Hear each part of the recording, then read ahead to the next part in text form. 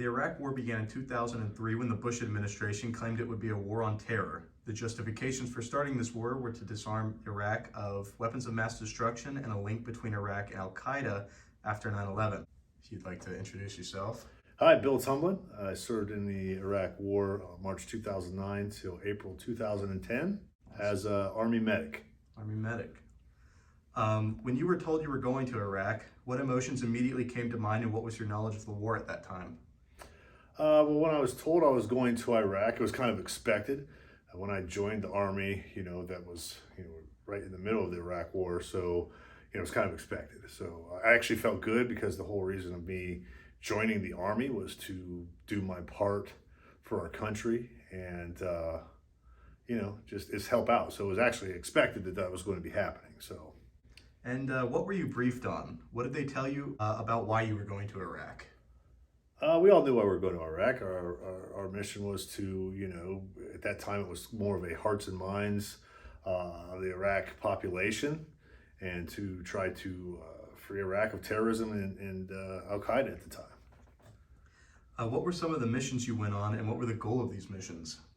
We went on a lot of missions, supply missions, where we would resupply different FOBs, forward operating bases, different camps. We'd take supplies to the locals and resupply different bases throughout our territory where we were at, or our area of operations it was called back then. So a lot of our missions were resupply missions. What was the U.S. troops' relationship with the Iraqi people like? At that time, it was kind of mixed. I feel like there were, like a lot of times, a lot of war, there's mixed. Some of the population over there wanted us to be there, and we're very appreciative of us being there, and some of them did not like us at all. Some of them did not want us there at all, and wanted us to be gone. And we saw that every mission we were on. We would get positive feedback from some of the locals, and we would get negative feedback from some other locals. So, and at that time, I think a lot of the soldiers and military presence were kind of mixed as well. At that point, by 2009, I think a lot of them had, the war had been going on for years at that point.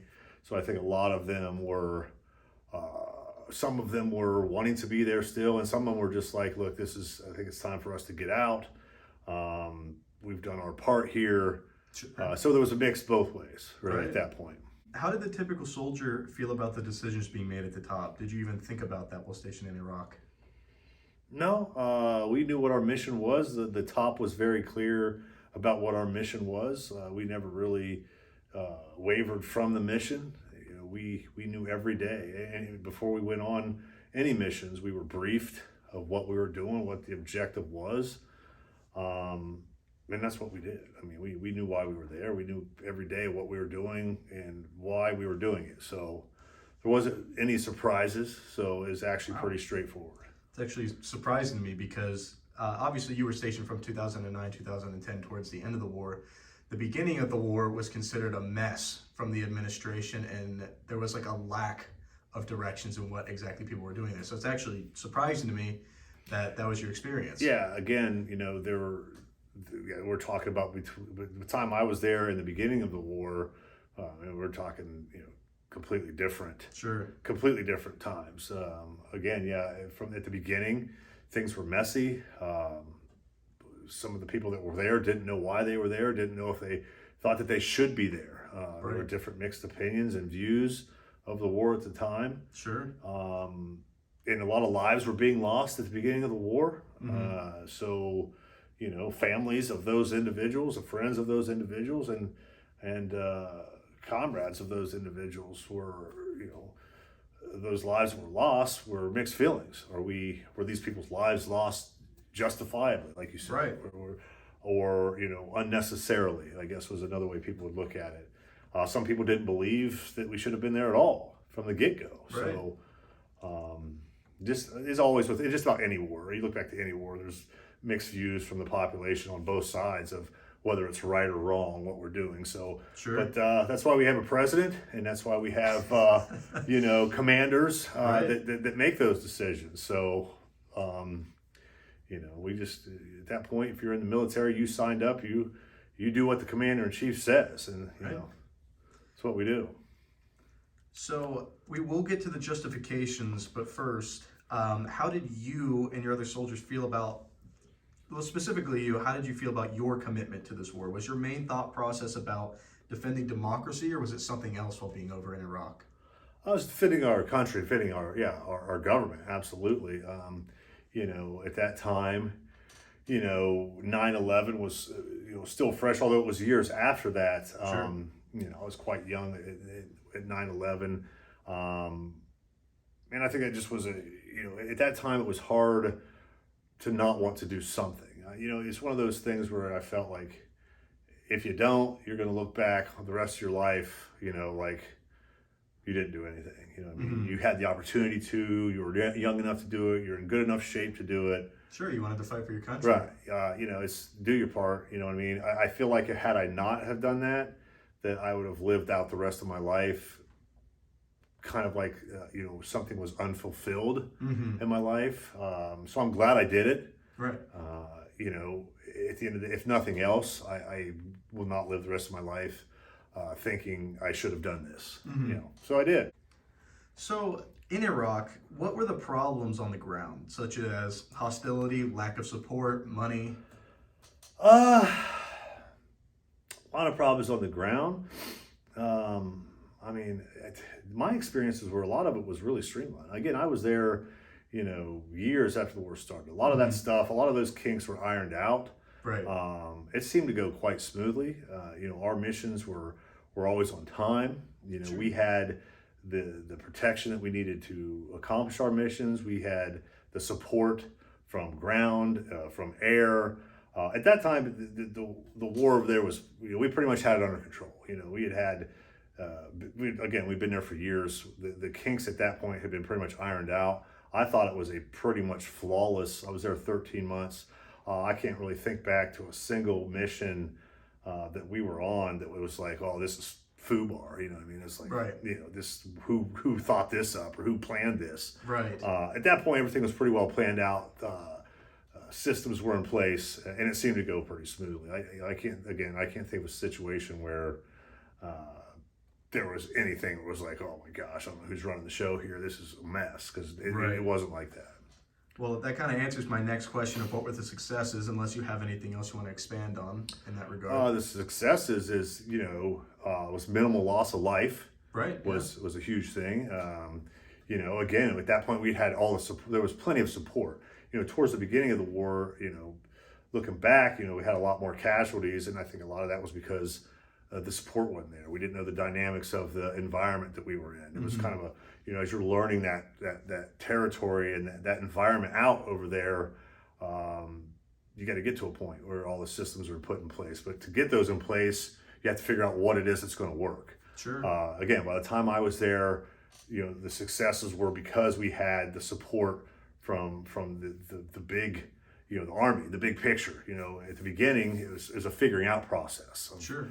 Of what works best. And so luckily for me, by the time I got there, a lot of those question marks were answered. So my final question here is in relation to the justifications for the Iraq War.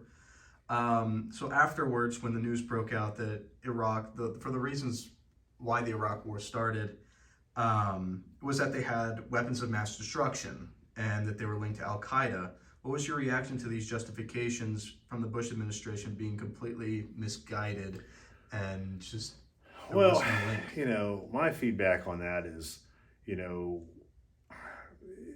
regardless of what the outcome was, sure. We have a commander in chief. It was Bush at the time, and he said that, he thinks there's weapons of mass destruction there and there's terrorists there. He has a lot of intel. He has right. a lot of high people in high places to get his intelligence from. So you just take that for what it's worth, and you don't think about it. You don't second guess. You go with that. We knew why we were there. A lot of us wanted to be there, and whether or not that the outcome justified why we were there or not, obviously you want to be. I don't want to say it was irrelevant. You want to see that why you're there made a difference and accomplished the mission of the weapons of mass destruction or whatnot. Of course. But that was really never something I thought about. At the time, I was there for a purpose. I was there for a purpose to defend what I thought was right.